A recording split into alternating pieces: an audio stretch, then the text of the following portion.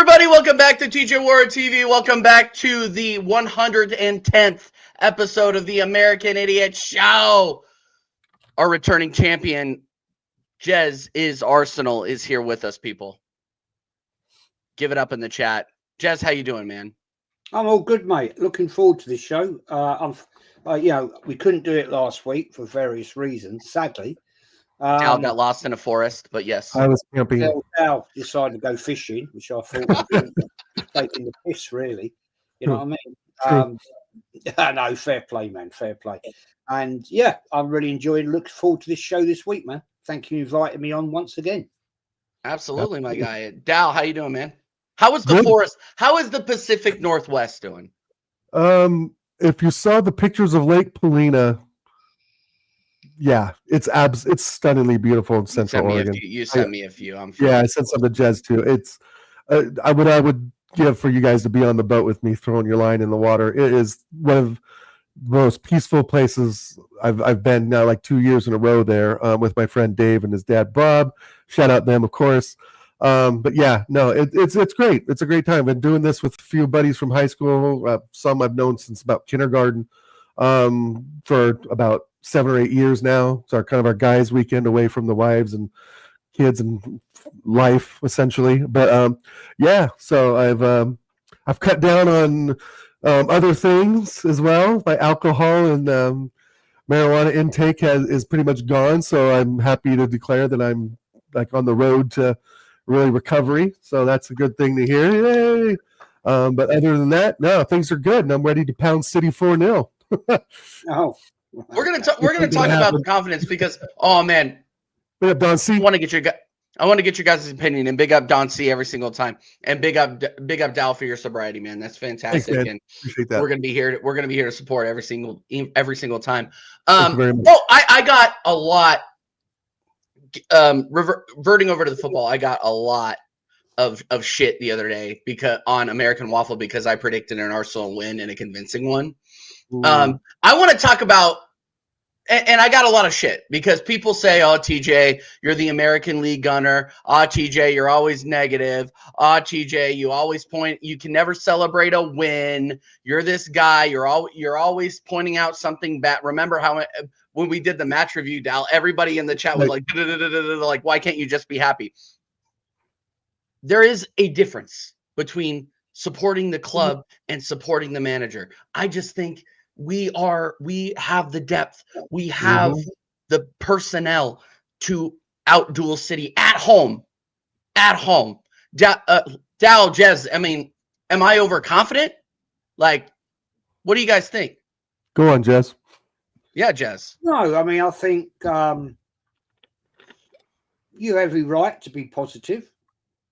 You know, I don't think there's anything wrong with that at all. I think if that's your view of it, then yeah. I mean, Man City right now, they're getting back into their stride. You know, personally, my prediction for the game is, and there's a lot behind this, right? I predicted a 2-2. Right, and I'll tell you why on that. Which is fair. It all depends on how Arteta sets up for the game. We know of recent times, Liverpool away, he went ultra defensive. He wasn't exactly over attacking minded in that game against Athletic Bilbao. So that's my concern. If he was to set that team up properly, put Eze in the 10 and Wary, right, on the right flank, then I'd be quite positive. Matty has done all right. He's technically gifted, but there's no end product. Right. He's very quick. He's very, very quick. And he's very technical, but there's no end product. And that's my concern. But I'm hearing horrible rumours that Saka will be starting on Sunday. Man City. And that worries me. I don't think this manager, guys, before I shut up, look, this is the fact that worries me. This is where I get the ump with him, is the fact that Saka's not ready to come back. He's been out. He's been injured, and we know what happens when players aren't fully match fit. They break down again, and I don't want to see that. Personally, for me, he doesn't need to play Saka against Man City, right? He's got 2 players he can throw in there. Yeah. Well, actually, I'll lie. He's actually got 3. Right? He's got Nweri, he's got Max Dowman, and he's got Madueke if you wish to go down that road. Personally, I'd go Nweri. But this manager won't do that because he's an arrogant, narcissistic prick. And he will do what he wants to do. And you saw the game the other night, gents. Right? Mm-hmm. Right, we saw it, didn't we? Yeah? Yeah. You've got Eze tracking down that left flank. He goes into the 10 position, and Arteta's shouting at him, get back on the touchline. He's not that player. He's an attacking centre midfielder.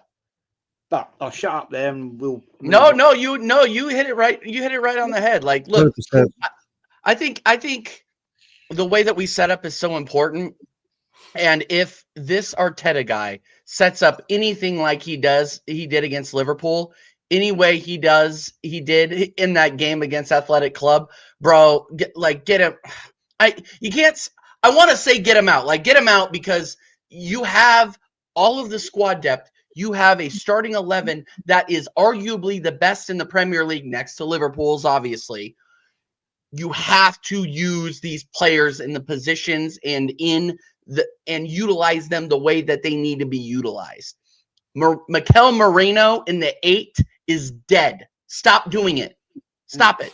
Like, why continue to do this? Because it's completely uninspiring, and it shows the rest of your starting 11 that you don't trust him. Ethan Nwaneri, man, like, I'm going to be honest, and I don't mean to sound negative here, guys. If I was Ethan Nwaneri and I wasn't getting serious minutes this season, I'd be looking for a move or a loan or something. Yeah. Because the fact that this guy isn't starting with Bukayo Saka out and Martin Odegaard out, I think is an absolute crime, to be completely honest with you. I think it's an absolute joke.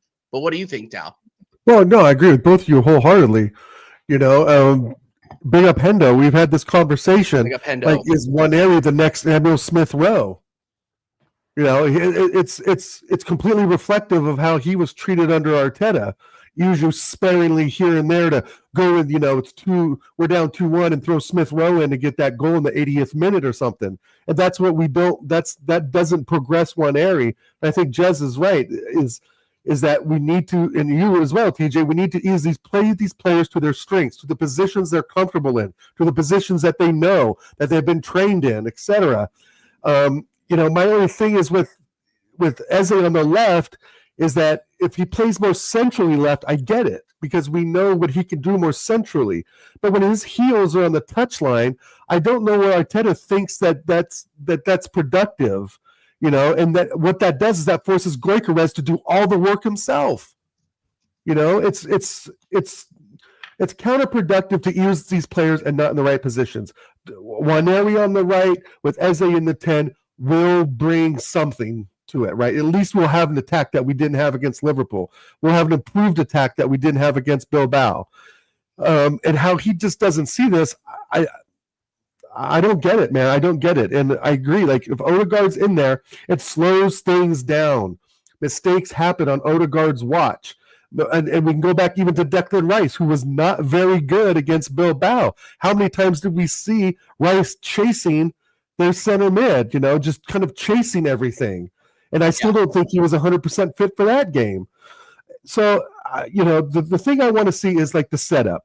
The main back four with Rice and Zubi holding that sort of position, and put a triangle midfield in there with Eze up top right behind Gyökeres, and there will be goals. It's bound to happen. This, especially when it comes to City. Their defense is not that good. Ruben Diaz is not the player he was 4 years ago, right? And this Kurakov guy, or however we say his name, from Kazakhstan, this guy can't even tie his own shoe half the time, you know. And I'm just really, it's something like the setup will hurt us more than City will, right? Our own, it's like we're stepping on our own foot sometimes. You know, I again, are we going to see Martinelli on the left because he's got 1 goal in the last 6 months? You know, and that's the sort of thing that goes through this manager's head. And I got to be honest, I'm not so scared of City, but I'm going with Jez. I'm with the 2-2 draw. I've been saying that for the last 3 or 4 days, you know, because I just don't see us capitalizing. Even though we had a great 5-1 win at home last season, that doesn't determine what's going to happen Sunday at all. And it just gets to my nerves when we know we're going to see the same type of style football. I really think we're going to come out like we did against Liverpool. I got to be 100% honest. I think this manager's still worried about conceding goals, which is, you know, that's fine. But let's be honest, we've conceded 1 goal in what, 5 games, 6 games? Off of a free off kick. Of a Schreiber-Schleicher. A worldie.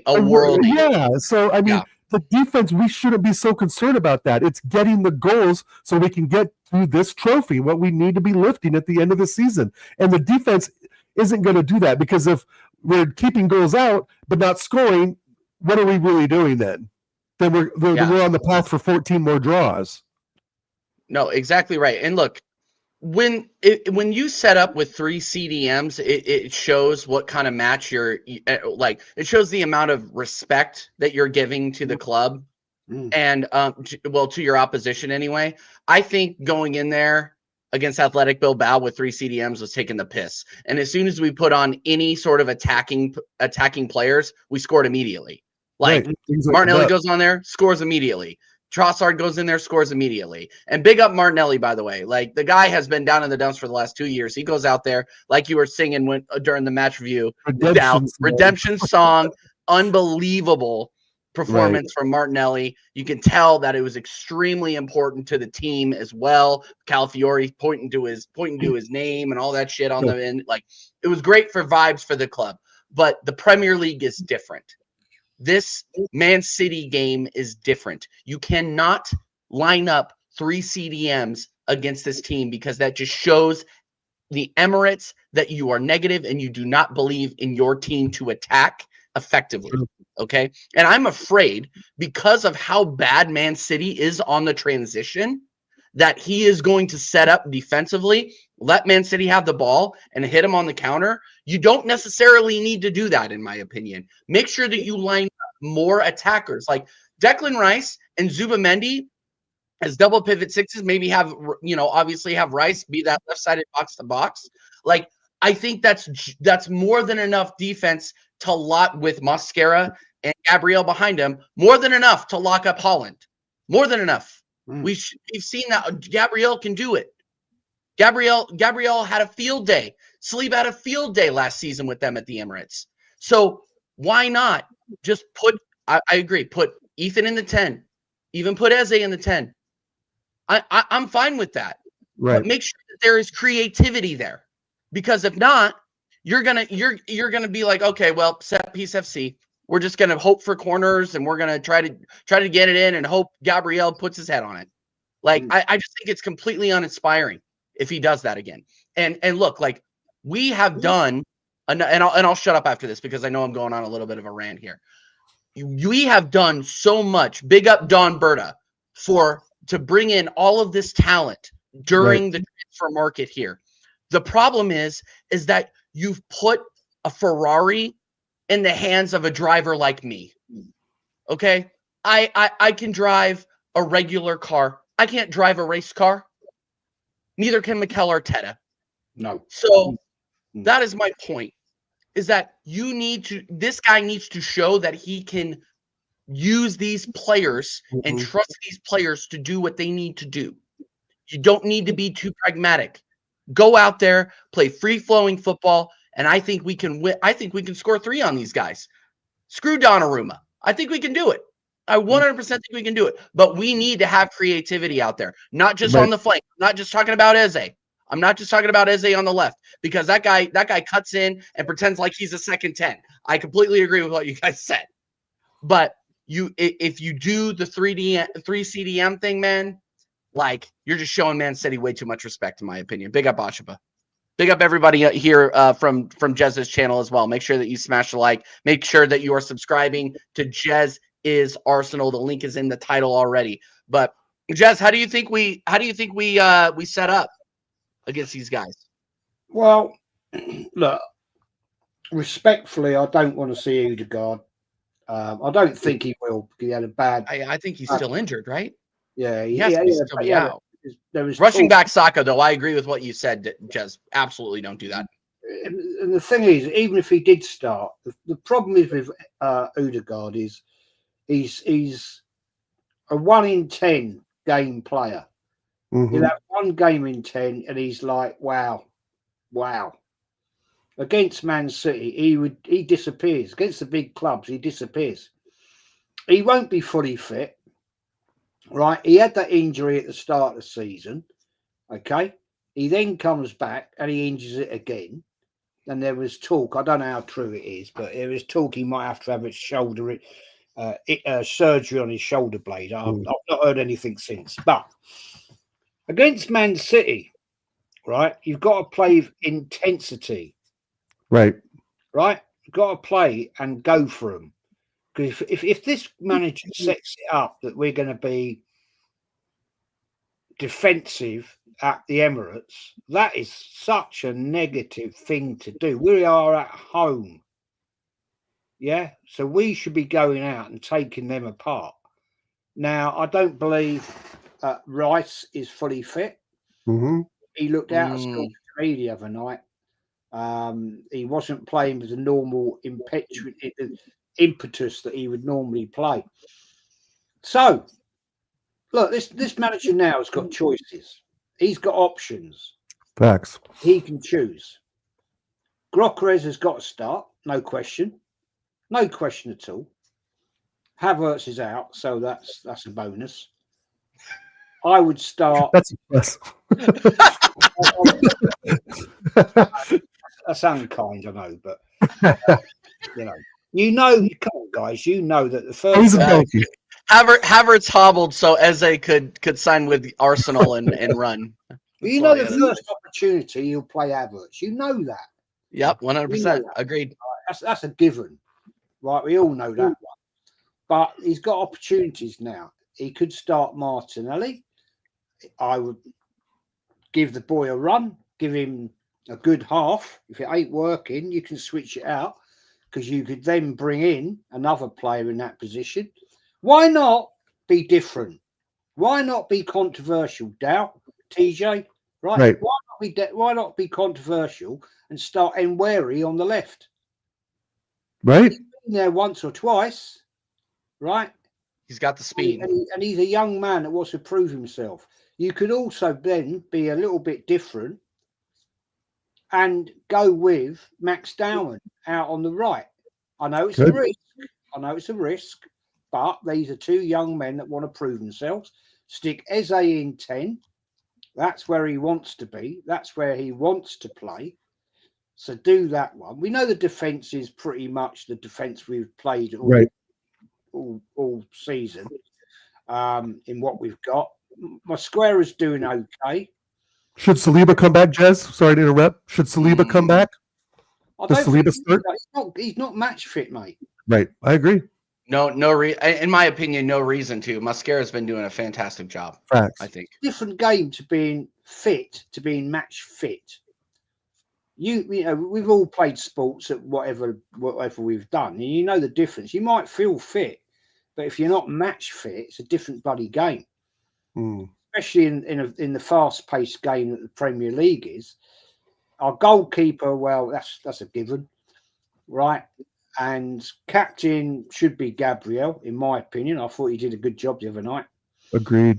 So midfield, pretty much. Would I put Rice in? I'm not sure. He don't look right to me. He don't look right. I know, yes, he's our set piece corner taker, but I'm not convinced on that one. So the thing is, this manager now has no excuse. And this is what I like now. He has no excuses. He's got a bigger squad. He's got 2 or 3 players in each position. If they were all fit, all of them, he's got a headache. And that's good. Absolutely. He's got to step up and say, right, this is my best team. I now know my best 11. But I don't believe he does, because he'll do the same bullshit he normally does, right, with his team, play players out of position, make the wrong substitutions at the wrong time. I mean, a fair play to him, respect. He did the right thing the other night against Bilbao. He did do it right, and I respect him. And I will always give the manager respect when he does it right. But the problem I have, guys, 92% of the time he gets it bloody wrong. True. That's the problem. His in-game tactics are appallingly poor. And that is where I don't like the guy, and I criticise him and say, well, what are you doing? I mean, anyway, I could go on for hours about it, but if you want the way I think he's got to go, he's got to start that game with great intent and put Man City on the back foot as best he can. Try and nick an early goal. That will cause them a little bit of, desperation. Desperation. Yeah, that's a good word. Yeah. A little bit of worry. Yeah, that's why I'm seeing it anyway. Yeah, no, I agree with that too. If he really had any cojones at all, he would play Eze on the left, Zubamendi and Wanameri in the midfield three, right? If we were to go all out attack, and you could throw Trossard, Martinelli on the wings, and Gyökeres up front. Right, essentially. I mean, but what I'm saying is there are options, like you're saying, Jez. There's probably 4 or 5 different combinations we could use, even with Saka out, even with Saliba out, that we out, that we could do. There really is. And like we said before, Jez, this is one of the best windows we've had, I think, in 10 years. Right, Berto's done the business. We've got the players we need, and now it's all on Arteta to make the system work. Right, so. Of course, I think we go the same back four. And Rice, I'm not so sure. And that's the thing, too, about Moreno. As much as you were just disparaging TJ, in all honesty, he's in form. Like, he's in form with Spain. He almost scored against Forest in the first 10 minutes, right? A great save by the keeper. And again, I'm no much a Moreno fan as the next guy, right? I thought it was a completely wasted money on a player that we didn't really didn't need. I'm going to address that, but yeah, keep going. But he's here now. He wears the shirt, and he's in form, essentially. So I think if Rice is out, he's going to play Moreno there, right? He's not going to throw Eze on the left and Waneri on the right in the midfield three. And that's why I'm so desperate to see a triangle, right? The triangle. In front of the back four. Put Eze right behind Gyökeres. Have Rice or Moreno and Zubamendi just protecting the back four and protecting the gaps in midfield, and let Eze be that fourth attacker. I mean, instead of a flat three in the midfield, do a triangle, right? I think to me that would be the best use out of Eze, the best use out of Gyökeres, who, by the way, is making the runs, who, by the way, has scored 3 goals in 4 games, who, by the way, is calling for the ball. So I don't want to hear any other critics about Gyökeres not doing his job. He's doing the job that we brought him in for. So he is the target man. It's just the service. And this is what we talked about right after we signed him. That's great. We got him, but who the hell is going to get him the ball?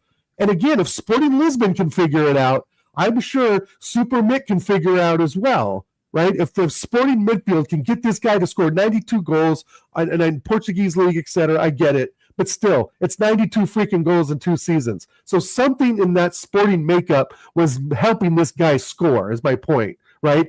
I mean, the Leeds game, he had to go far left and do things on his own. He came close to scoring a header against Bilbao. I think he needs a little more fitness, right? I think the running just isn't there, but he's running in the right spaces. He's making space. He's running the channels. He's calling for the ball, but the service isn't there. And that's why I so desperately want to see Eze in that number 10 role, just right behind him, essentially. To give Eze the ball, let him turn, just play a straight pass through the channels to Gyökeres. Because again, I'm going to say it and shout out AK. Your defense, AK4 Pete, is not that good. I mean, it may not their be midfield. Their midfield isn't that good either, to be honest. Right? But I mean, Reinders has a lot to learn. Ryan Cherky, I mean, we haven't heard his name in a week. It's because he's been injured, but okay, fair enough. Are they back? I don't know. I'm not so sure. Yeah, they're maybe back against Napoli or whoever they played last week and against Wolves, but our defense is a different kettle of fish. And I know Forpete knows that. Yeah, exactly. It's susceptible. And so, again, this is like where I agree with you guys 100%. I just want to choke the shit out of Arteta for putting this top player in Eze, some debate that, on the left side, just hugging the touchline. Why? To pull the right back far away? So who's going to make that run? It's not going to be Rice. It's not going to be Moreno because they're too far. They're standing back. I want to see the Rice that we saw at Madrid. I want to see, Gyökeres actually getting the balls in the proper channels and not just having to rely on Eze to whip one across goal for a tap in. And that's great too. But at the end of the day, if we don't have Gyökeres making those runs, then we literally have nothing, right? Yeah. We don't have a target man right now. And, maybe something to be said for having that midfield three of Nwaneri, Zubimendi, and Eze, and then you could put Martinelli on the left and Trossard or Menweki on the right with Gyökeres. I think that would cook. But I'm at the point where I agree with you guys. We have to see Eze in the 10 sometime. And the time is now, bro. The time is now. This City will struggle with Eze doing his tiki-taka things in their defending third, right? He is a problem, and there's no one. Shout out the chat. There's no one really. I don't think that really kind of disagrees with that. And if I see him on the left, I'll get it, but I'll be very disappointed that I think that it'll be a losing opportunity. An opportunity lost to see what this kid can really do and really express himself and really build the connection with Gyökeres that we need him to build. The wings, again, we can still put Martinelli out there. The kid's got some confidence. Trossard you can put on the right. Menweki, you can even put Trossard out there. He's got a bit of confidence. But, let's keep Menweki on the right. So that's my lineup, man. I guess if Rice is out, it's to me, you put Eze on the left, Zubimendi, and Nwaneri in the right in the 10. So you could have even Eze on the left or switch him with Nwaneri. But having that 2 attacking options plus the front 3, now we're talking 5 attacking options, right? Yeah. And the subs, those will work their way. Then you can sub in and flatten out the midfield, right? You can pull back a bit more because you can sub in a Moreno, right? You can maybe sub in Rice if we're up, let's say 2-0 in the 75th, 80th minute. Then you can put in Rice, which I agree is not 100% fit. I think he even came out and said it after the game against Forest. So there's opportunities here. And like Jess said, it's a good headache to have. But if Saka, I don't know how bad Saka's injury was. We knew he had a bad one last season. He was out. I don't know how bad this injury was. Yeah, he won't play tomorrow or on Sunday, rather. He won't play. Well, I've heard otherwise. That Arteta's thinking about it, right? But of course, it's social media. That's a sack. Yeah, well, that's social media. But if he does after the injury history that he's had, then right, yeah. So let's just say he's out. I have no words for it. To be honest, he's not going to play. Right, for all intents and purposes, he's not going to play. Right, and Menweki, like we're saying, brilliant one-on-one, getting down the line, getting the ball, getting into those positions. But he's not Saka. He's not taking the ball outside the box and slamming it. He's not even attempting to get shots outside the box with his left foot, going across the goal at far post. He's running the byline and trying to play it back in the middle to Gyökeres. And it'll be great when it works, but again, that end product still needs a lot of work.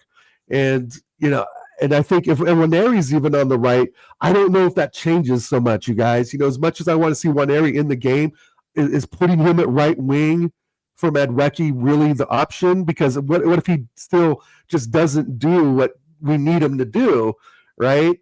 And that's the only thing I have to say about Nwaneri. If he doesn't perform, he's going to get put on the bench again, right?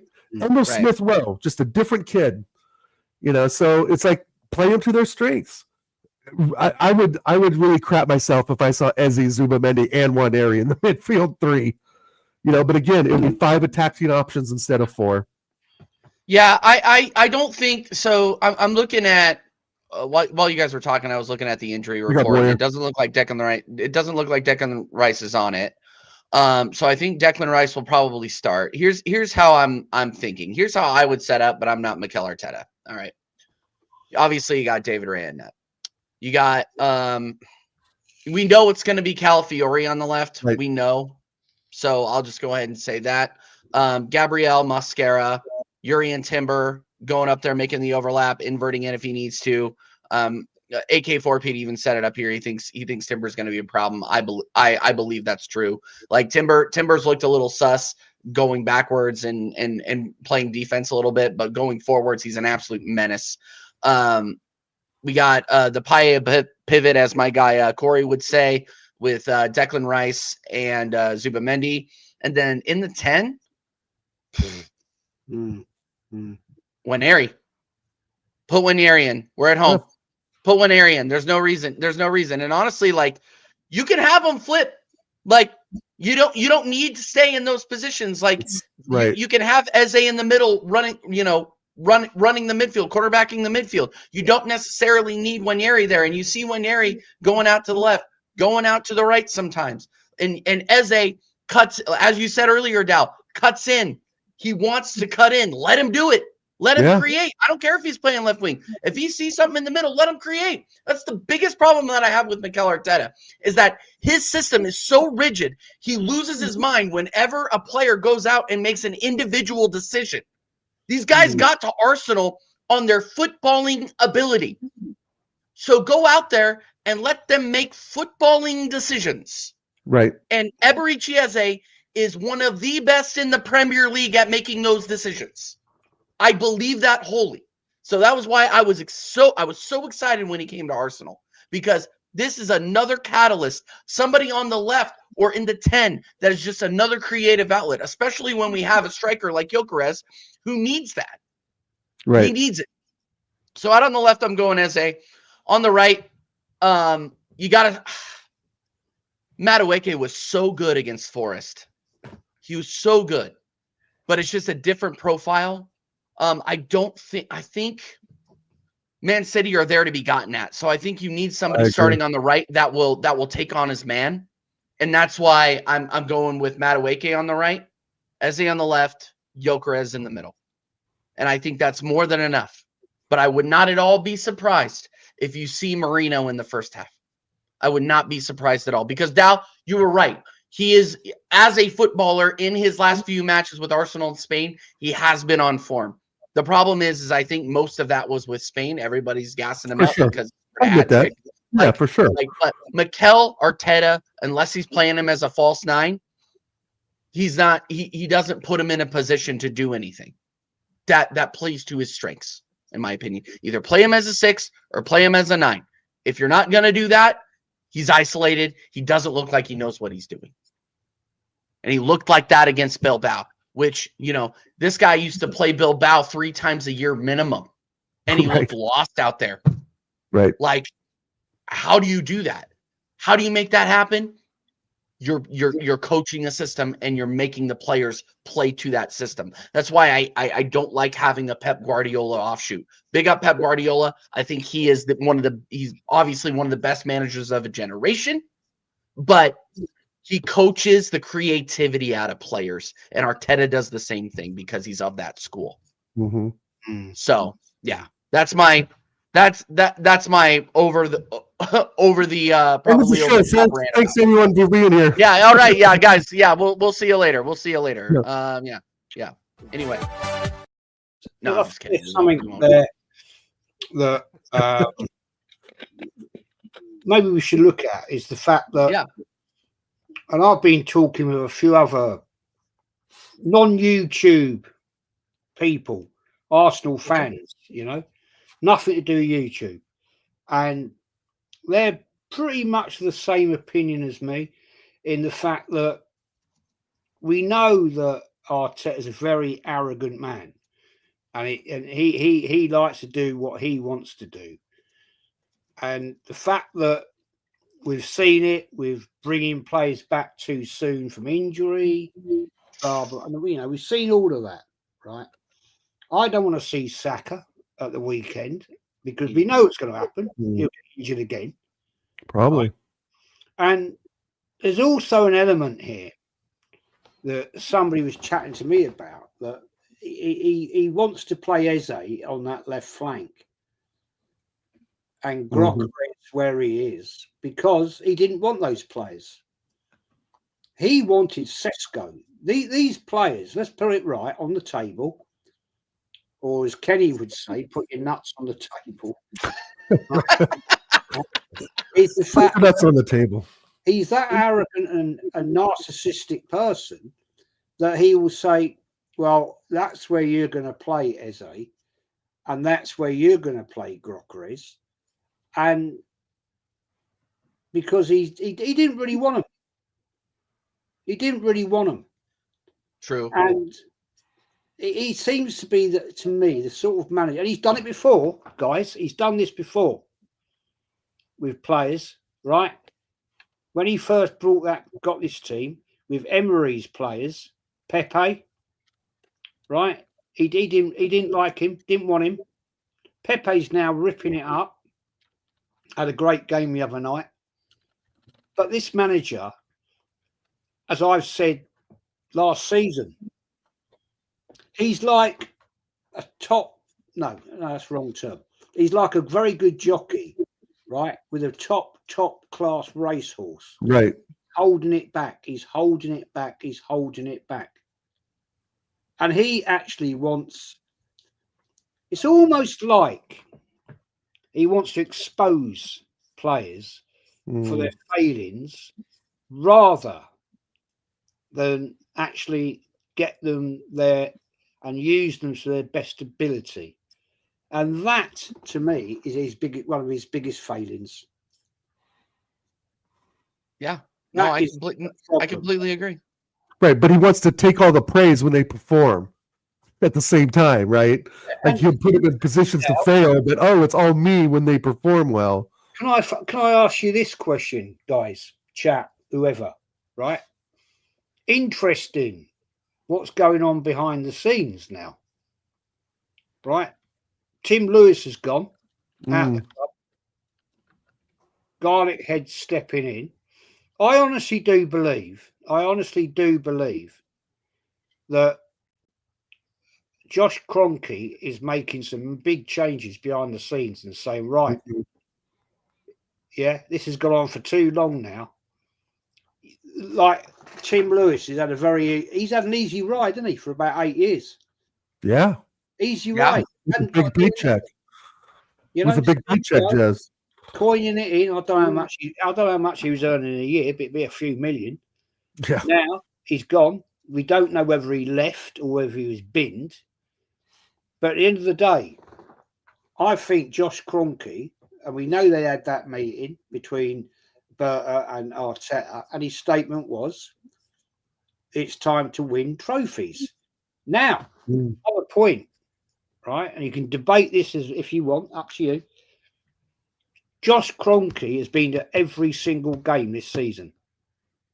He has. And away. True, he has. And friendlies, right?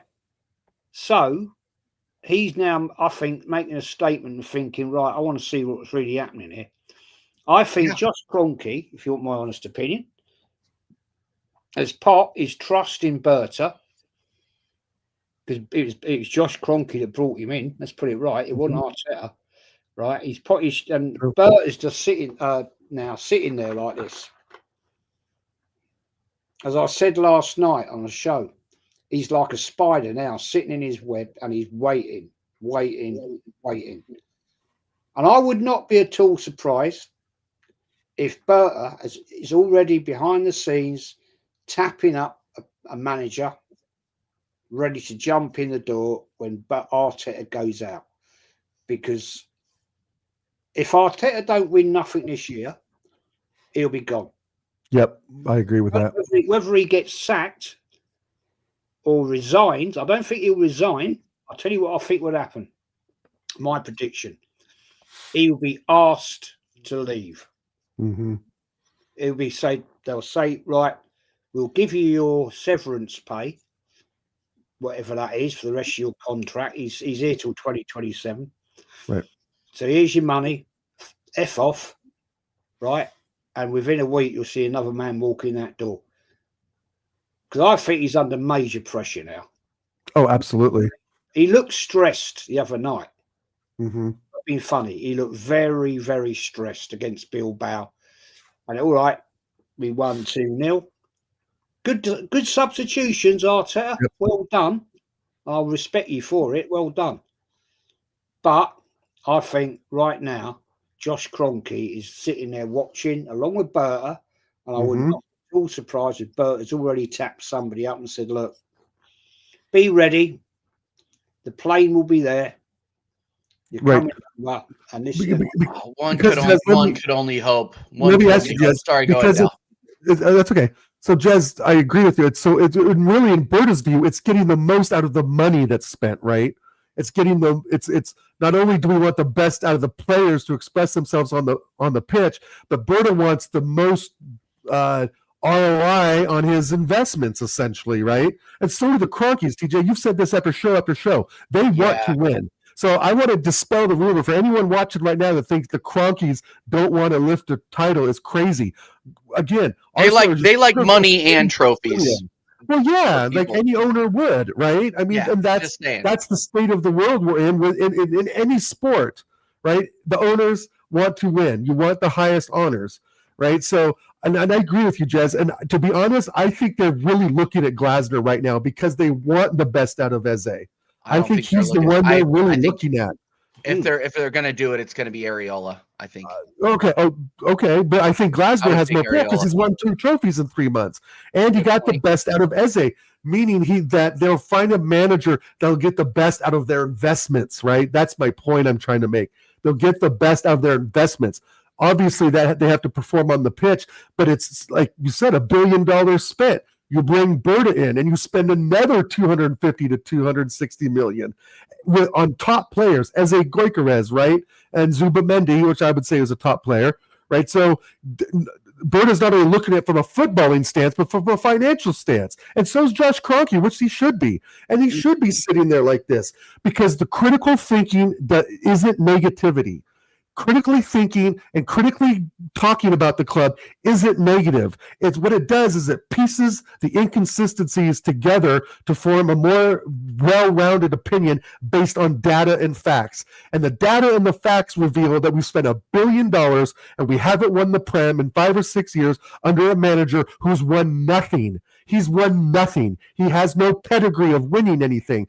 But does Glasner? Yes. In the last 3 months, there's actually proof in what Crystal Palace was trying to do. And if we can emulate some of that into our club, under the guise of the control of Berta, essentially, and the control of Kroenke, I think there's something to be said there. But it's already proven again and again that Arteta is just not the man. You can throw another 500 million, I feel in some ways. You throw another 250 mil at this manager and get the most FIFA best 11 or 16, 18 players you can, and you still wouldn't win anything. And we even proved that when we were ahead 93% of the time 2 or 3 seasons ago, and we still couldn't get it over the line. Yeah. Right. And that's my little rant. I just think that I agree with performing, but they're putting that equation with the money that's spent. No, I agree with what you said, and here's most of what you said. And Connor, I think, nailed it on the head. He says, I think Josh is now getting involved because he can see his family is losing money, sort of. But that might just be me. I know that we might make sales and tickets, but the big bucks are in the trophies. Connor nailed it at the end. Okay, because look, we have the Cronkies have seen the uptick in merch. The uptick in ticket sales. We're selling out the Emirates every time we are there. We're there. All right. So big business here in the United States. It's never, if you plateau, you're failing. Yeah. That's why where I think we're at right now. And that's why I think Kroenke is now reinvesting in people like Berta, reinvesting in the front office, doing a shuffle, making sure that, everybody's being held to account, and that includes Mikel Arteta. And these front office moves that he has made, these boardroom moves that he has made, the bench and squad moves that he has made, there is no other delta. There are no other deltas other than Mikel Arteta now. There's nothing. Because if we don't win something, what the constant has been for the last 7-8 years. It's been him. And people say, oh, TJ, that's negative. You should be happy about winning. No, we're winning football matches. Yeah, but we're not winning trophies. And that is what KSC wants. That is what KSC wants. So big up Connor every single time. Josh is putting the heat on Artell. I can feel it. And I think he can feel it too. How would you like your boss at every match watching you? Well, that is what TJ. That's the point I was going to come to, and you've just nailed it, right? In Arsene Wenger's day, right, before the Cronkies, he had David Dean, Sir Peter Hill Wood sitting there every single game, watching. And that's when Arsene Wenger was a serial winner.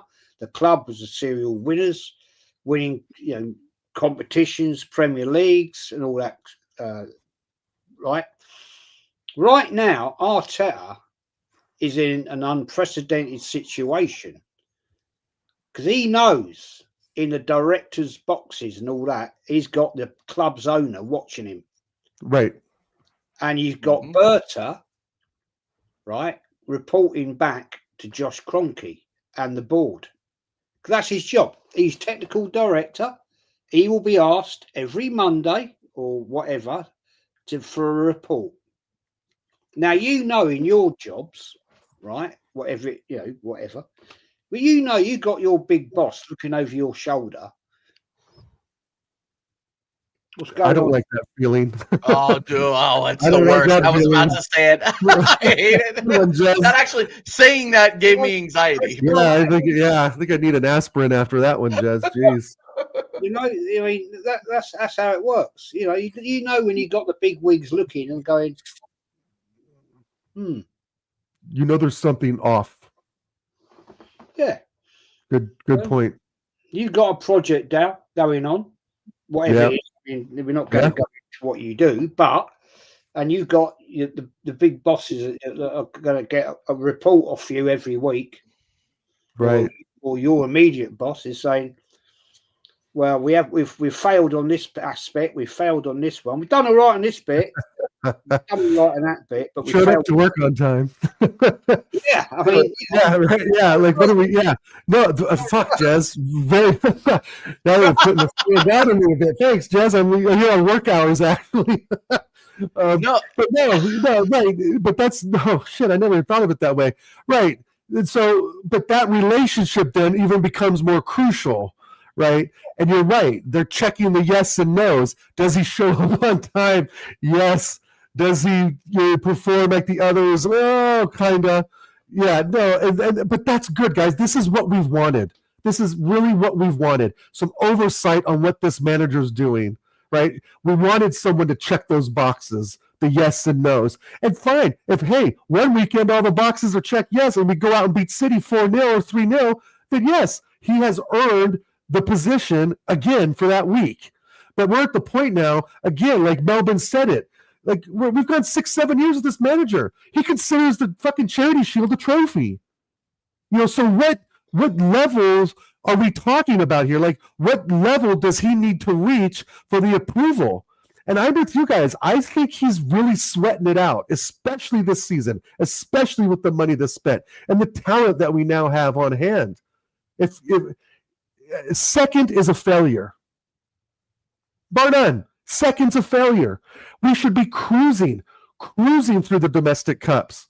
We should be cruising in the early stages of the Champions League, right? Against some of the lesser teams. Granted, I forget who we got, but we're going to have some challenges, but that's to be expected. Those teams are in the competition for a reason as well. Olympiacos next, by the way. Olympiacos. Well, thank you very much. A team we should absolutely slaughter at home with this squad.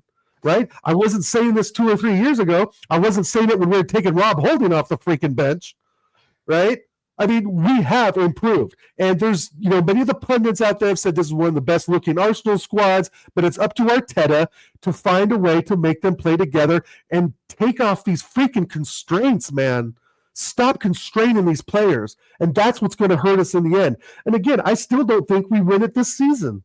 Because we've got too much bleeded now. We bought 8 players. It's basically a rebuild.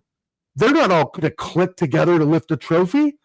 If it happens, it's because the failures of Liverpool and City, etc. It'll be on us again, relying on those teams to drop points. Right? And it's up to us again to beat Everton, to beat Palace, to beat Fulham, to beat Wolves, to beat West Ham. Right? If we draw those games, it's done. It's done. Liverpool will run away with it again. I don't think City run away with it. And again, if Chelsea and City put 3 or 4 games together, a string of wins, then it's really peak season for us because we could be battling for third come December. Good point. That leads perfectly into my question, or into Warriors' question. And Jez, maybe you can answer this one. If you lose, do you think you are completely out of the title race, or do you think it's too early? Are we saying today, or I mean this weekend? Like if we lose this weekend, I think it's a little bit early to make that statement. If we lose and Liverpool win, then we're 6 points behind Liverpool. That's a big ask. Let's move it on a little bit because Liverpool aren't firing on all cylinders yet. No, they are not. They're getting away with it, but that's what champions do. Yep. Let's be honest. Yeah. I had this debate the other night on a channel, and somebody called me out on it and said, well, how can you say that? Because I said, well, I can say that because if you go back and look at the facts of when Arsenal went invincible, 2004, we drew a lot of games and came from behind and got away with it. And a lot of them games, gentlemen, were lucky. Middlesbrough was one of them, if I remember. And, Portsmouth away, we got a penalty. Right. That's the one. Never a penalty. It was Pires. That was never a penalty. Not in a million years was that a penalty. But we got it and we got a draw. Otherwise, we'd have lost and we wouldn't have got invincible. So, that's how it works. And that's how champions work away. And the difference is, this is the fact, right, guys? The difference with Liverpool, they've got a winning mindset. Because they have won 2 Premier Leagues, right, in recent times, and a Champions League. So they have that mentality. We don't have that mentality. Right. Because we haven't done that in too long. The fact we won that FA Cup in lockdown, was an achievement. But let's go back to that again. We nearly lost to Sheffield bloody United. 2 goals disallowed. Right? Yes. So true. VAR disallowed 2 goals. Yeah. We nicked it. Right? So we then go and play Man City. Got away with it. Right? And then we go and play Chelsea, who lost their best player within 10 minutes. It was a shit game. It was an awful game of football. Who won the game for us? Aubameyang. What happened to Aubameyang? Got ostracised. But he got ostracised by this manager. Yeah. So what's that saying to you? This is my way or the highway. I mean, that is different. We don't have the mentality. And I think Nwaneri's going down that road, but that's an entirely different stream. I think this kid has a personality. I think he wants to play. I think he told him that he wants to play, especially at the end of last season. And I think that was why he got iced out. I think the icing on what Jez is saying is that it's the mentality, Well, I know. No, I'm just saying that if you go against this manager at all, that's right. That was my point. And you're basically signing your bench warrant, essentially, right? Yeah. You're done. You got to go to court. Like this guy will not allow you to venture outside of the margins at all. And I can't stand it, to be honest with you. I can't stand it. But I do think, Jez, and see if you guys agree, that we have brought in winners with Eze and Gyökeres. So that does, I think, help the mentality. Maybe. What do you guys think about that? I guess that's what I'm going to say. That does help the mentality when you bring in players that have actually won the Portuguese league, won a couple of trophies in the last 3 months. I mean, Well, winning they the won. Palace is fantastic. I mean, who would have thought that? They brought in. I mean, they brought in Zinchenko and Gabriel Jesus, thinking that they were going to have the same effect, and Correct. then Gabriel But- Jesus gets injured, and you play not Zubimeta, you play Zinchenko in the wrong position for 2 seasons, Right. and you get him exposed. Like, But my like counter look, to I that just don't is trust the instead of manager. you have the lead.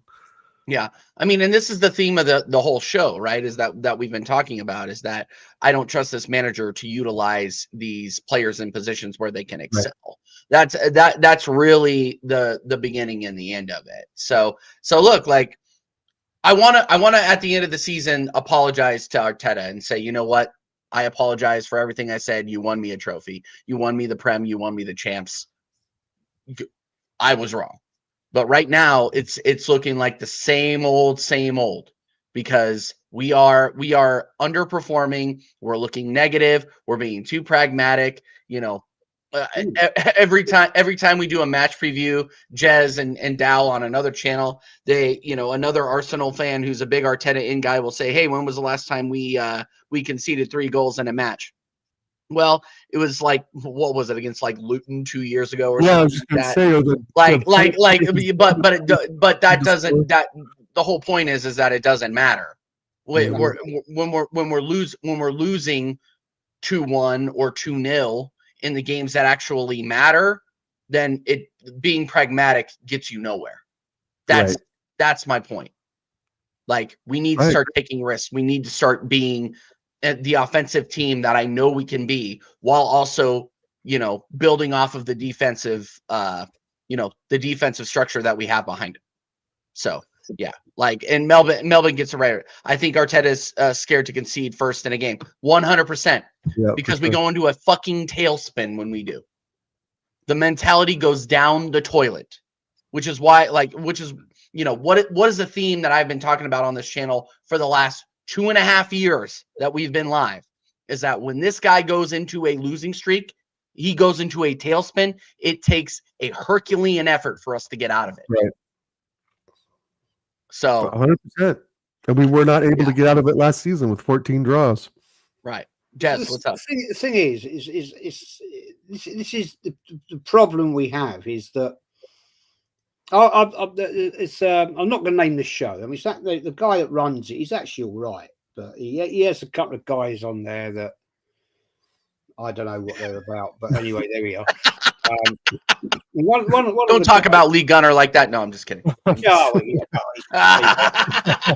What's he doing bringing Ken and Jez on? This fella, he's actually Scottish, and fair play, good luck, well done, nice one. And I've been on a show with him and actually took him to the cleaners. And he was going to send me all these facts and figures. And this is over 9 months ago. He never did. Of course he wouldn't, because he hadn't got the facts and the figures. But I was watching him tonight, and it's a short show. And he was, the whole basis of what he was trying to come across with was that the argument was that what Arteta's had to rebuild. And I was like, okay. And I was just listening, and other people, there's not many people watching, there's about 6 people. And I said to him, you say that Arteta's had to rebuild Arsenal. Do you not forget the players that he inherited under Unai Emery that won an FA Cup with Arteta, and he binned a lot of them? Now, this guy is this guy I'm talking about, one of the biggest supporters for Ozil. I said, so what you're saying to me now is this, right? Arteta is rebuilt Arsenal, got the club back to where it is now. He hasn't won anything apart from that FA Cup. All the players have now gone, bar one, in that squad. And you're saying Ozil was one of the greatest players you've ever seen at Arsenal. What are you trying? How are you trying to put this argument together?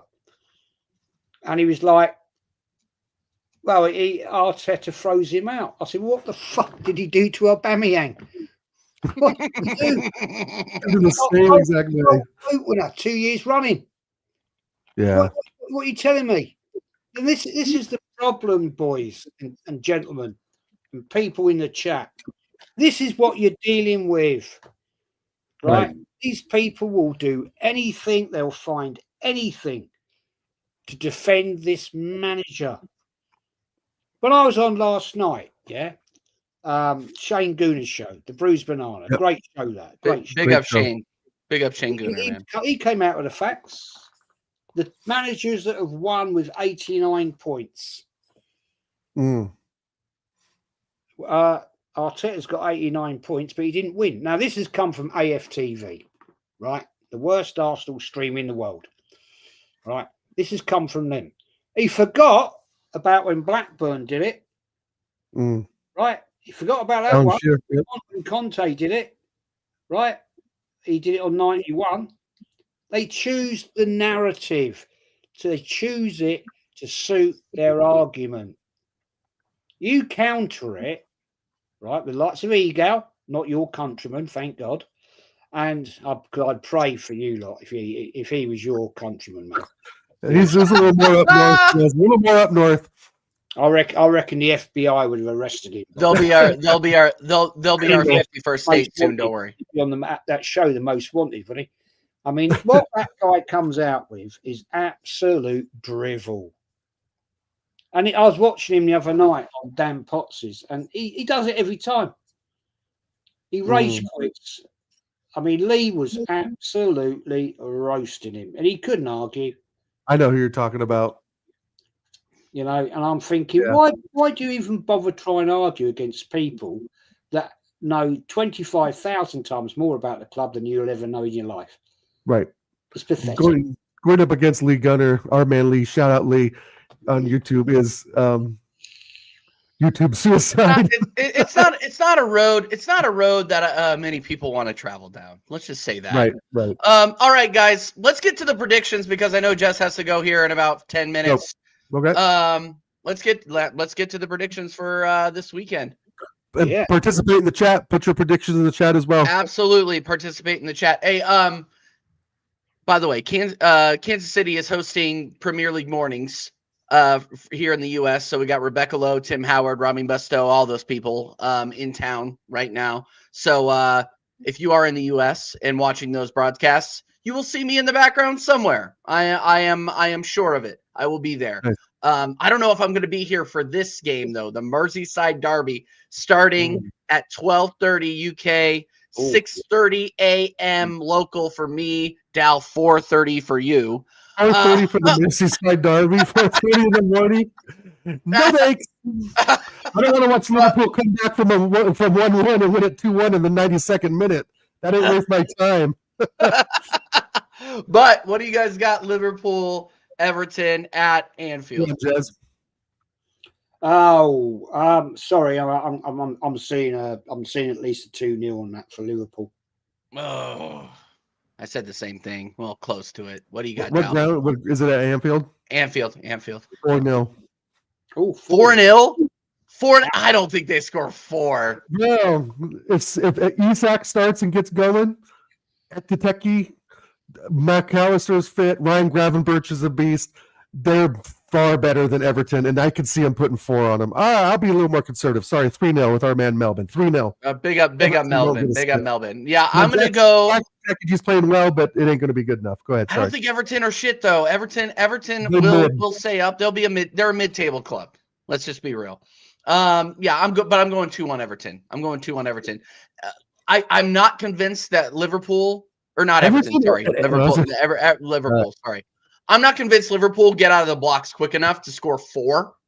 But I think that they'll still win. It'll be a 2-1. Form goes out the window. Remember, during these derbies, form goes out the window. Okay. Oh God, here we go. Burnley versus Yetis. Nottingham Forest at Burnley. Oh, Burnley. Ange ball. Turf Moor. We are, mate. Go do that. I've been there many times. Yeah, what do you got for this one, Jess? Proper old school, that is. Burnley, Notts Forest. I'm going to go 1-1. Woo! I like that. I like that, Jez. I like it. What do you got, Dal? Oh man, this is a must-win game for Forest because I was just on Yeti's channel an hour ago with Yep. Carl and Michael. Is it? I haven't watched. Is he fuming about Ange right now? No, he's concerned, but he's not yet fuming. But I think after Okay. this, but I think that's what we talked about is if they lose this game, he will be fuming. I'm going to go 1-1. I just think both teams cancel each other out, to be honest. I don't think Ange has the nuts to put on the table, and I don't think he has the team completely figured out yet of who to play, where to play, how to play. I mean, he's brand new to the club, and I don't rate Ange in any way 1-1 because Burnley's going to be tough to break down. But I think each of them score. 1-0 Burnley. Ooh, you're on Yeti's shit list for sure. I'm getting a Yeti-sized Scud missile. You're gonna get a Yeti headed toward my house right now. Brighton hosting the shit at the Amex. Yeah, Brighton versus Spurs. What do you got, Jez? Oh, crikey. Now that's interesting. That's a good game. That's a good game. Oh, blimey. Brighton Spurs. Ooh. Having seen the form of Brighton this season, I haven't seen any games, but seeing what's happening, I'm going to go 2-0 Spurs. Yeah. What do you got? I hate it. I hate it. 2-1 Brighton. I will never Okay. the Spurs win ever. I know. Brighton. I said this before, and I just think Brighton have really good attackers. You got Matoma out there. They don't have a Xavi Simmons though, who I do rate. And look, and Simmons looks so good on the ball in the games that I watched him play for Tottenham, man. He looks so good in that champs game, man. He's an incredible player, but I'm still going 2-1 Brighton because fuck Spurs. I'm going 2-1 Brighton. I 100% did. I'm sorry. I'm going with my heart instead of my head on that one. I will never predict a Spurs win. Yeah. I will when it's obvious, but it's not obvious here. Sure. West Ham hosting Crystal Palace. Oh, West Ham Palace. Oh, yep. Derby. Oh, crikey. That's a day out, that one. Mm-hmm. West Ham Palace. I think I'm going to go on that one. I'm going to be a bit controversial on this one. I'm going to go 1-0 Palace. 1-0 West Ham. 1-0 West Ham. Ooh. This is at the Irons. You said at the London Stadium. Yep, at the London Stadium. I'm going to go 2-1 Palace. I just think West Ham are shit. Yeah, I'm going to go. They are shit, but Palace ain't got really strikers. Like, no, but I know West Ham. Mateta, unless he's not injured, it's pretty decent, Jez, I think, on the day. I just think if they don't have Bowen firing on all cylinders, what does West Ham really have an attack? Right. I don't know. I just got a feeling West Ham will nick that 1-0. I think it's a possibility. I think it's a possibility for sure. I'm going 2-1 Palace. I just think West Ham are in disarray, to be honest with you. But we'll see. I believed in them. I'm like, you know what? If West Ham get a result against Spurs, then maybe they can start something. And then they got packed. So yeah. Wolves hosting Leeds United. Interesting lower table encounter here. That's a game and a half. Jesus, that's a back in the day game, that one. Big up Taryn. Crikey, I don't know how to call this one. I reckon it's at Wolves, yeah? Molineux. Yeah, yep. Molineux, yep. I reckon that could well easily be. My heart's telling me one thing, my head's telling me another. My heart's telling me a 0-0, my head's saying 2-1 to Leeds. I'm going with Jez. I think Leeds is just a bit better. I think Strand Larson. I'm going with Jez too. I think the Wolves are shit. I think Leeds win that. To I be think honest, they're relegation this year, man. they could be. I have Wolves definitely in relegation this season. So yeah, I agree. Jets 2-1, 2-1 leads. Yeah, I'm going 2-1 leads as well. The marquee match tomorrow. Chelsea versus Man United at Old Trafford. Oh, yeah. Well, that's going to go Wow. one way, mate. For me, that's 2-0 Chelsea. Yeah, I agree. That's exactly what I told Staffy, and that's exactly what I'm going to tell this chat. I'm going 2-0 Chelsea. You don't think United score one at home Nope. against this Chelsea defense that is terrible? Yeah, well, they don't have an attack. They don't have a fluent attack. Right. The midfield is terrible. Man United's midfield's terrible. Oh yeah, no, they're Yeah. awful. Their defense is shaky. Yeah, you got Cunha out. For fun now. Did you see But that? I loved it. Big up Marcus Rashford. Big him up. Two That goals second last goal was incredible. Yeah. Yeah, that header was great too. I think Emblemo does score, so I'm going to go 2-1 Chelsea. I think Emblemo can score against that defense, and I think that's their only surviving hope. And like Melbourne saying, Kuna's back, yay! Oh, I didn't know that either way. Mason Mount. Mason Mount can go. Mason Mount is completely ineffective in any way, shape, or form. Cunha back, that may add something like Melbourne saying. I'm still going to go 2-1 Chelsea. I do think Emblemo will score. Okay. All right. Okay. Yeah, I'm still going 2-0 Chelsea. They're gonna break the curse, and Ruben Amorim hopefully will hopefully for Man United fans we'll get the sack, but hopefully for us we'll stay around and get a lifetime appointment. This guy is ridiculous. I cannot believe he continues to play this formation. Like, all this guy needs to do to win matches is play a 4-3-3. That's all he needs to do with these players, and he refuses to do it. What the hell? Dude, he refuses to fucking do it. I don't understand it. And look, I'm just an American who doesn't know ball, right? But I do know that if you play players in the right positions, you might actually get, mid-table finishes in the Premier League. A turd is a turd. Yeah, exactly. You should stop saying that, TJ. Please. I know. I'll try. Jez. It's just it's just the title of the show. It's the title of the show. Well, I don't. That's why I didn't share that name in my chat. And Jez has too much respect for us, apparently. Yeah, I know. Way too much respect. Yeah, Cunha 004 too. We're coming up on it. We're coming up on it. Real quick, sorry to interrupt. Does Amorim lose his job if they lose this weekend? I don't think he loses it until the international break, to be honest with you. No. Okay. To be honest with you. I don't think he does it. Big game for you. If they didn't can him at this international break, they will during the next one. Fair enough. Sesko 007. Yep, we're about to do the Slovakian James Bond. And we didn't even talk about Wirtz. Wirtz is getting very close to being the German James Bond as well. We'll see. We'll see. Fulham hosting the Bees, Brentford. Oh, that's a game, isn't it? That's an interesting one. Yeah. Ooh, West London derby. Toughy. Fulham, Brentford. I'm going to go that one. I reckon that's going to be a pretty deadbeat game, and I'm going to go not fucking Brighton. Fulham to nick it 1-0. All right. What do you got, Dom? It's at the Bees. No, it's at Craven Cottage. Oh, Fulham. I'm gonna go 2-0 Fulham. I just don't see I don't think Brentford's that good.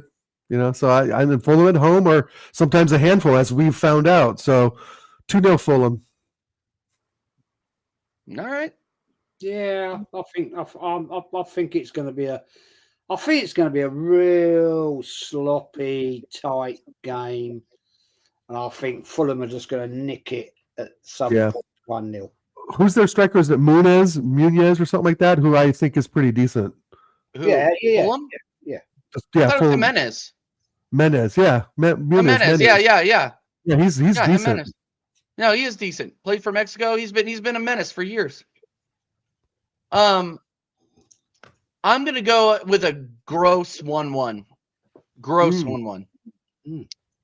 So yeah, I'm going with a and I completely underestimated Brentford. I think that they're doing a lot better than I thought they would, considering all of their losses over the recent transfer window and the loss of Thomas Frank. I think they're doing a lot better. They'll obviously survive.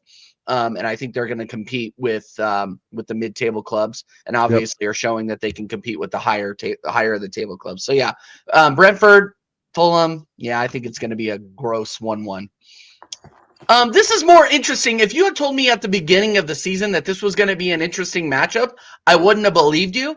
But here we are talking about it. Stadium Alight, Sunderland at home to Aston Villa, who have not scored a goal in the league yet.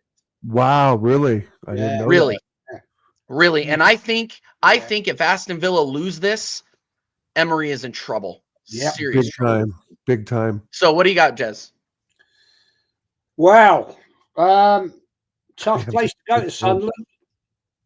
I've only ever been to the Stadium of Light once. So I used to go to the other stadium many times back in the 70s, 80s. But Roker Park.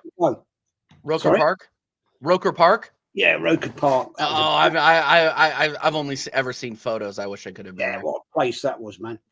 Well, actually, the Stadium of Light is only down the road. It's a bit like what happened with Arsenal, Highbury, and the Emirates, basically. Yeah. But Roker Park, the noise, the Roker roar, as they used to call it, it was something else. Yeah, that's an interesting one. I'm going to go there right now. I fancy a 2-1 Sunderland. I like that. Big up Omar in the chat, by the way. Big up Omar. With them not scoring, I'm going to go 2-1 Aston Villa. Because right, I got to be a little controversial, Jez. It is the Friday evening. That has anything to do with anything, but I feel like there's a breaking point, right? There becomes a time where a team will do something. Yeah, I hear you. A 1-1, I want to say, but I think with a 1-1, someone nicks it, and I just think it's Villa. So I know, like you said, TJ, I didn't know they haven't scored one goal. That might be a bit up, but Mems Creamer agrees with me 2-1 because there will become a time that something clicks. Because I do think you look at Villa on paper, there's some decent names on there. I mean, Donnell Mullen, ex-Arsenal, right? I mean, he did good things at Dortmund, but it's done really nothing, obviously, in the Premier League right now. But there does come a breaking point where Emery can figure it out. Emery will figure it out. And Sunderland's the perfect place for that. So, yeah, I'm going to go 2-1 Villa, but they nick it at the end. I don't know about that, mate, because I'm going to count you on this one, Dal. Okay. I think they haven't scored a goal this season, right? And Villa haven't. Look at last season, didn't score many goals away. This is true. So they've now got to go to Stadium of Light and get a win. Yeah. And well promoted team. Not sure. I'll tell you what. I'll tell you what. I'll tell you. I have a little private bet with you. Right? Okay. A little bottle of wine each, right? If you win, this is how we do it, right? This is how we do it. If you win, you tell me which bottle of wine I've got to buy, and let's not go silly money, obviously. Fucking, you know what I mean? Fair enough. I can hit you on Zillow. You Americans are all bloody millionaires, so I don't think so. Maybe Jez. If I maybe win, Jez, yeah. If I win, then you got to buy what I choose. All right, little bet. I agree. Fair, yeah. Fair enough. Right. No, I love it. 2-1 Villa. Come on, Emery. Okay, so you got 2-1 Villa, and Jez, you got 2-1 Sunderland. What did you have? Yeah. Down. 2-1 Sunderland. Yeah. I had 1-0. I had 1-0 Sunderland. 1-0 Sunderland. You know what, Dow? I'm going with our boy Jez. I'm going 1-0 Sunderland as well. I think it continues. I think the goalless streak continues. A bottle of wine too. You know what? I'll send it direct to you, my friend. I'll send it direct. FedEx. I'm expecting that package. There we go. Don't be mad when Emery pulls a stunner. Mate, I'm not sending a bottle of wine from here. Yeah, you'd have to mortgage your house to do that. Right. Yeah. But Jazz, what if we don't have the brand, mate? But no, but if you put Yellowtail, there's Yellowtail at my store. Yeah, There's well, no we telling, won't dude. go stupid, man. We won't go Okay. stupid. You know what I mean? But at the end of the day, No it'd be Dom a Perignon? bit of giggle. I'll tell you what. I know I'm going off subject here now. We're going off subject, so we'll get back on it. I've started recently getting into Californian wines. Okay. Got plenty of that here in Oregon. Welcome to the family. Welcome. Welcome Yeah, to the I've family. had some really nice ones Oh, recently. yeah. Right. Really nice Cabernet Sauvignons. Oh. Alden, Jez, the next time you're stateside, you got to go up to Napa. Oh, I was going to say the Napa Valley. Napa Valley. I've been there a few times. Yeah, it's incredible. Nice. Very nice. Very, very It's nice. incredible. Yeah, very nice. Apart from I got mugged, but there you go. Never mind. Oh, shit. Yeah, I did. Yeah, got held up. Gunpoint, by the way. Oh, Jesus. Just getting held up in California. Were you in You Compton? got held up in Jess? California? Yeah, Oh my You must have been God. in Compton. yeah, we did. Were you in yeah. LA? Where were you? Were you in LA?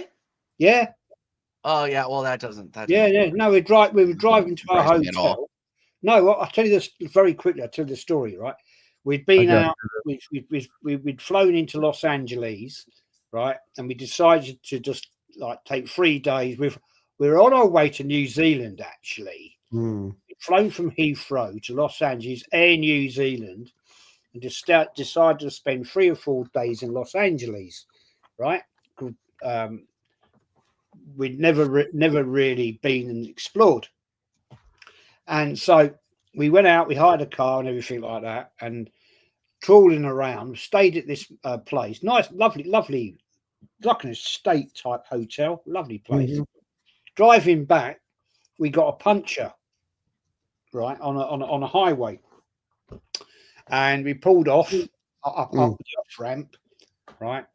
And I'm trying to get this. It was one of them. What do they call them? Them little wheels. It's not a proper wheel. It's a Spare. We call it the spare. space saver. So I'm doing that, and this car pulls up behind us. These 2 guys get out, and they've been really chatty and friendly, and can we help you and all this and all that. And I went, no, I'm all right, I can do it, and everything. Next thing, this bloke's got a fucking gun, Fuck. and I'm like, oh, hello. And Welcome to LA. he said, luckily, the wife was very cute. She hid her wedding ring and engagement ring in her knickers when she saw this going on, and they took my original wedding ring and they took my wallet and fucked off. And I was like, welcome to Cali. welcome to America, man. Oh, sickening. Jesus. You know, that was proper scary, actually. Oh, that's scary stuff. That's scary as shit. And yeah, don't use LA as a representation of the entire United States, please. And you know, big up LA and big up Cubed. I see that she's in the chat. She lives in LA. I'm not saying but that. but yeah, no, it's crazy. There are some portions of LA, well, any city really, that are absolutely nuts. I mean, Dow lives in Portland, for God's sakes. This guy. The amount of shit that goes on in Portland. Pretty crazy. I used to live in North London. The shit used to go on up there. Yeah, exactly. Yeah. Yep. No, I'm not disrespecting America. I love. No, of course not. No, I know you're not. Of course not. All right. Speaking of disrespect, Bournemouth at home against Newcastle, and I'm about to show somebody some disrespect. So Dal or Jez, sorry. Jez, go on, Jez. Bournemouth at home, Newcastle.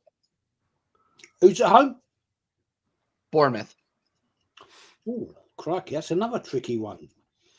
Bournemouth, Newcastle. Fuck me. Newcastle at the moment. I'm a little bit shaky. I'm going to go with a 1-1. Okay. Hendon Gunnar agrees with you. Dal? Big up, Hendo. It's at Bournemouth. It's at Bournemouth. Yeah. Oh man, Newcastle's got the new the Walter Mady German striker, right? Who's already scored? Walter Mady. I can't think of his name. Yeah, he does. Something like that. Yeah, from Newcastle, I just really don't see where the goals are coming from. But I'm going to go 1-1 too. I think those teams even out each other. I mean, Bournemouth's decent. I think they're about 4th in the league right now. They are. Right. So, I mean, obviously, yeah, it's like Melbourne says Semenyo could cook, but yeah, I think Newcastle's still pretty solid defensively. Obviously, got a pretty decent midfield. Walter Matey, thank you. 1-1 equals out. I'm going 2-1 Bournemouth. Come on, Bournemouth. Come on, cherries. Up the cherries. Yeah, I'm going 2-1 Bournemouth. I just think Newcastle looks slow.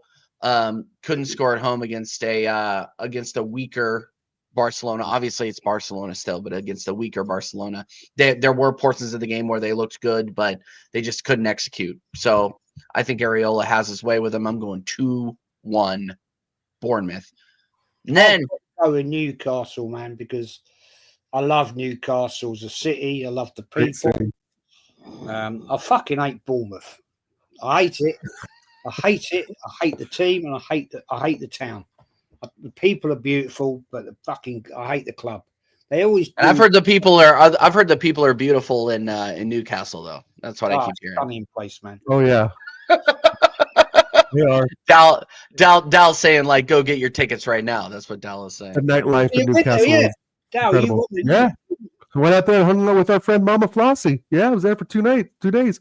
Went to the boardwalk, saw the bridges, and spent longer, but yeah, we were there for 2 nights. Yeah, Newcastle's a fun night out. I mean, the nightlife is supposed to be hopping. We went to a great Italian restaurant.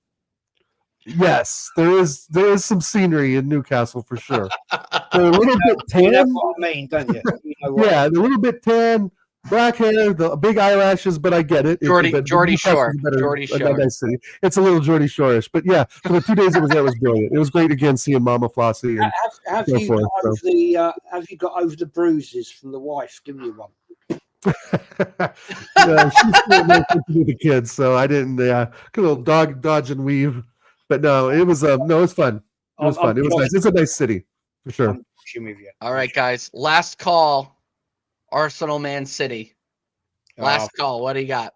I've called it already. 2-2. 2-2. Dow? 2-2. 2-2. I'm going 3-1 Arsenal.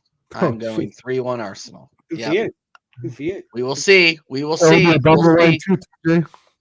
Hey, if we win 3-1, I will be the happiest guy west of the Mississippi. I can tell you that. We win 1-0, I'll be happy. Yeah. Big up Gunnar ER. Big up Gunnar ER. I haven't seen Gunnar ER in a minute. Big up Gunnar ER every single time. Arteta will mess up the game. That is totally within the realm of possibility. I'm not going to lie. Totally within the realm of possibility. Donnarumma's not going to concede too. We'll see. He's a good keeper, no doubt. But that defense is not good, and the back line is why I'm saying 3.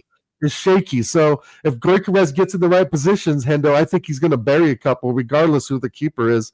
But I still think we're weak in transition, right, guys? I still think that there's a lot of things to iron out in transition. Again, we saw Declan Rice chasing the game at Bilbao.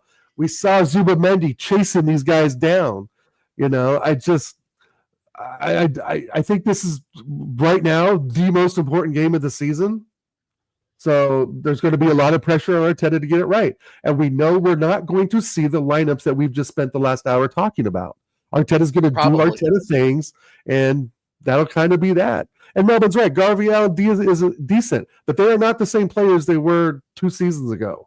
Yeah, right? Gvardiol, I think is Diaz has been a freaking bozo half the season. I don't know what you're talking about, Melvin. Diaz is not going to be able to compete with Gyökeres if he gets service. If he gets service, that's Diaz has been bad all season long. But anyway, big up everybody. That was the show. For everybody that is watching or asking the questions, I've seen it a couple times in the chat. I will be at Premier League Live tomorrow. Both days, but I probably won't be there for the Merseyside Derby. I'll be there for the 8 a.m. games, so the 2 o'clock games in London if you're watching, and then obviously I'll be there for the Man United Chelsea match, and then I'll be there for Arsenal Man City on Sunday with the lovely misses as well. But yeah, no, I'll send pictures. I'll be shooting a little bit of content out there, Cool. some videos. But Jez, when are you going to be live next? Big up. Thanks for co-streaming with us on your channel, Jez's Arsenal. Go and subscribe if you haven't already. Jez, what do you got coming up? Anything soon here? I'm going to do a match preview some point tomorrow. Won't be a massive long show, and then I'll be doing. I don't do watch alongs. But I'll be watching the game, of course, and then I'll do a match review or some point on Sunday, somewhere. Then 6 o'clock Monday, I'm on the regular podcast with Lee and Kenny and the gang. Yep. Tuesday night is the old school show with Lee and Kenny and DJB. And all that, and Shane the Gooner. Now, I'm going to try and change that up a little bit, boys. Each week, I'm going to try and get a different guest on. So I'm going to be in contact with you, TJ, you, Dal. Perfect. Tuesdays I'll work. be there. I'll be there. Get on different guests. Yeah, I just can't do Wednesdays or Thursdays. Those are my 2 days I can't do. But Tuesdays, Wednesdays and Thursdays, I'm at the plant, so I can't do Wednesdays or Thursdays. But Mondays, Tuesdays, yeah, I'm available. No, it's normally always on a Tuesday unless we're playing football. Right. So I want to try and get different people over to join in. I'm going to invite the young lady Sophs. I've been on her show a couple of times. Get different opinions from different people. For sure. Yeah. So that's what it's all about. There we go.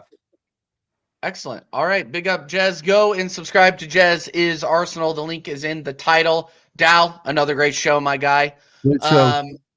Another great show. Episode 110 here of American Idiots. Wow. We will go ahead.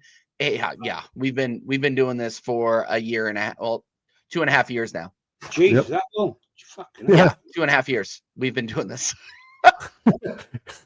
And the hairline hasn't improved. Thanks, Arteta. The hairline, there's the reason I'm wearing a hat. Anyway, all right, guys, we're going to go ahead and redirect you over to Football Carnage. Go over there and say TJ Warren TV raid. Until next time, come on, you Gunners, and I will be live next. I think I'll be live next after the Man City match. We'll do a quick match reaction after that. Are we going to do a match reaction on Sunday? Or are you doing that with someone else?